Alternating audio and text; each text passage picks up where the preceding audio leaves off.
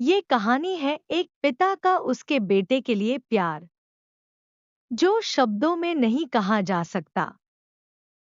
दोस्तों, रामपुर नाम के गांव में रामलाल नाम का एक किसान रहता था जो बहुत मेहनती और ईमानदार था। रामलाल अपनी पत्नी सविता और अपने बेटे श्याम के साथ रहता था। रामलाल अपने बेटे श्याम को बहुत प्यार करता था, पर वह कभी उसे जाहिर नहीं करता था।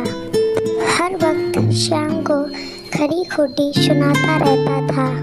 दिन रामलाल श्याम पर बहुत गुस्सा हो रहा होता है और वह गुस्से में कहता है कि क्या औलाद पैदा की है मैंने, जो केवल फ्री का खाना ठूसना जानती है। जरा भी शर्म नहीं आती है खुद पर कि अपने पैरों पर खड़े होने के लिए कुछ करूं।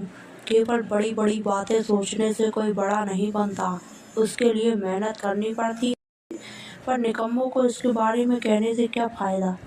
ऐसे ही एक मेरी भी औलाद है, जो केवल फ्री का खाना खाना जानती है और सोना जानती है। इस पर सविता कहती है, बस कीजिए, अब आप कुछ ज़्यादा ही कह रहे हैं। ऐसा कहते कहते दोनों में बहुत ज़ोरदार बहस होने लगती है। फिर श्याम पीछे से दोनों को रोकने की कोशिश करता है। इतने में उसकी माँ कहती है, आप क्यों हर वक्त हमारे बेटे को इतना सुनाते रहते हैं, आखिर वो हमारी ही इकलौती औलाद है। तो रामलाल कहता है कि ऐसी इकलौती औलाद से तो मैं बे औलाद ही रहता तो अच्छा होता। कम से कम मेरा इसके हिस्से का अनाज तो बर्बाद नहीं होता। काम के न काज के, दुश्मन अनाज के। इस पर सविता कहती है, बस कीजिए।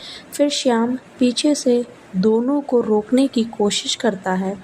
जब दोनों शांत नहीं होते तो श्याम वहाँ से चला जाता है। उसके कुछ दिनों बाद रामलाल का जन्मदिन आता है, जिसके लिए श्याम कुछ तैयारियां कर रहा होता है। वो अपने पिता के जन्मदिन के लिए एक केक बनाता है। उसके बाद वो अपने दोस्तों से फ़ोन पर बात कर अपने पिता के जन्मदिन की प्लानिंग कर रहा होता है। और यार, तू बता और क्या करना चाहिए। मैं आज उन्हें बहुत खुश देखना चाहता हूँ, इतना खुश कि वो अपना सारा गुस्सा भूलकर मुझे गले से लगा लें। श्याम ऐसा कह ही रहा होता है कि अचानक से वहाँ पर रामलाल श्याम के पीछे खड़े होके उसकी बातें सुन लेता है, जिससे उसे बहुत गुस्सा आता है और वह कहता है, वाह वाह, अब तो बस यही देखना बाकी रह गया था। अब ये भाई साहब किसी को खुश करने के लिए मेरे पैसों में आग लगाएंगे। रामलाल चिल्लाते हुए कहता है, निकम्मे, तू चला क्यों नहीं जाता है हमारी ज़िंदगी से। रोज़ रोज़ तू इतना सुनने के बावजूद बेशर्मों की तरह मेरे घर में पड़ा है। आज रामलाल की बातें सुनकर श्याम को गुस्सा आ जाता है, क्योंकि वो जो तैयारियां कर रहा था वो रामलाल के लिए ही थी।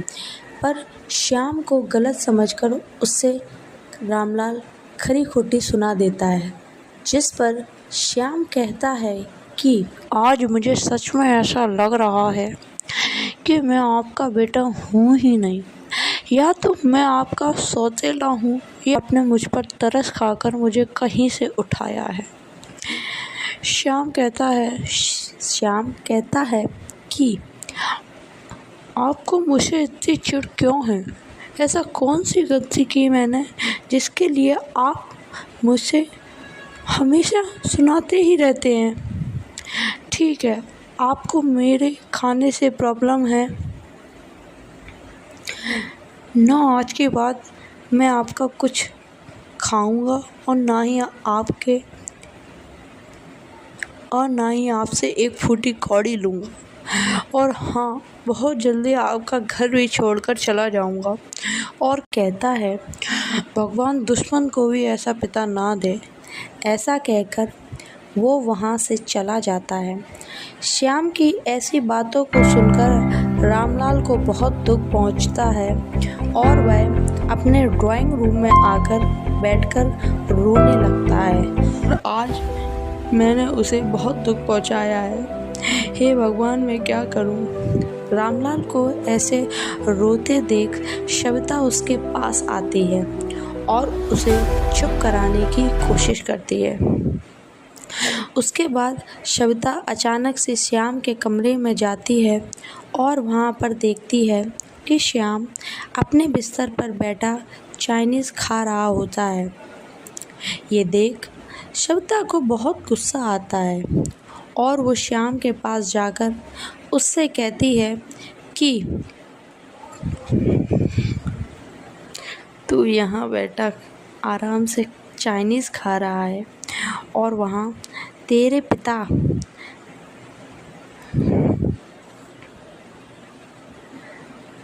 तू यहाँ आराम से बैठा चाइनीज़ खा रहा है और वहाँ तेरे पापा ने कल से कुछ भी नहीं खाया है और बस तेरे लिए परेशान हो रहे हैं।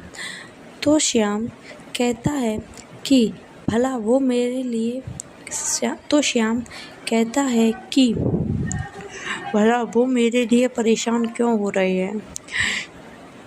मैं उनकी नज़रों से दूर चला गया हूँ।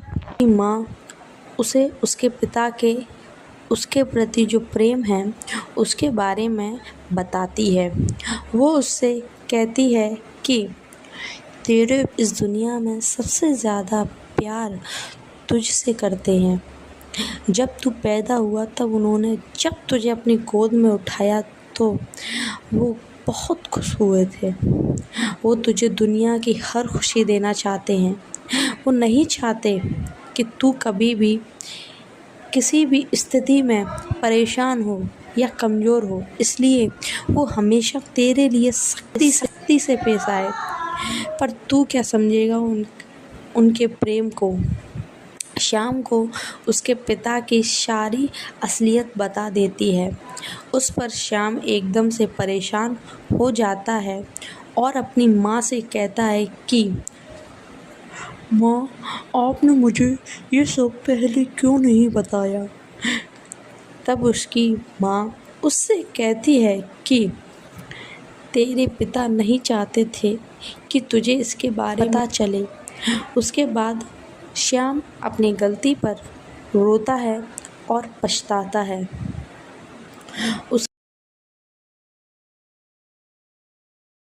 श्याम कुछ सालों तक अपने पिता के लिए खूब मन लगाकर पढ़ाई करता है। कुछ सालों बाद रामलाल और सविता अपने बेटे के बारे में कुछ बातें कर रहे होते हैं कि तभी सामने एक पुलिस वाला आकर खड़ा हो जाता है। तब रामलाल उससे पूछता है, क्या हुआ भाई साहब, आप हमारे घर में कैसे आए? रामलाल अपने बेटे को पहचान नहीं पाता है। तब श्याम कहता है, पापा, मैं हूँ आपका श्याम। तब रामलाल आश्चर्य के साथ सविता से कहता है, देखो सविता, हमारा श्याम वापस आ गया। और बहुत खुश होता है। तब श्याम अपने पिता से माफ़ी मांगता है और कहता है, पापा, मुझे माफ़ कर दीजिए। आपने हमेशा मेरा अच्छा चाहा और मैं इस बात को कभी समझ ही नहीं पाया। मुझे माफ़ कर दीजिए। तब रामलाल अपने बेटे से कहता है, कोई बात नहीं बेटा, छोटे तो होते ही गलती करने के लिए हैं और बड़े उन गलतियों को माफ़ करने के लिए। फिर उनका परिवार हंसी खुशी से रहने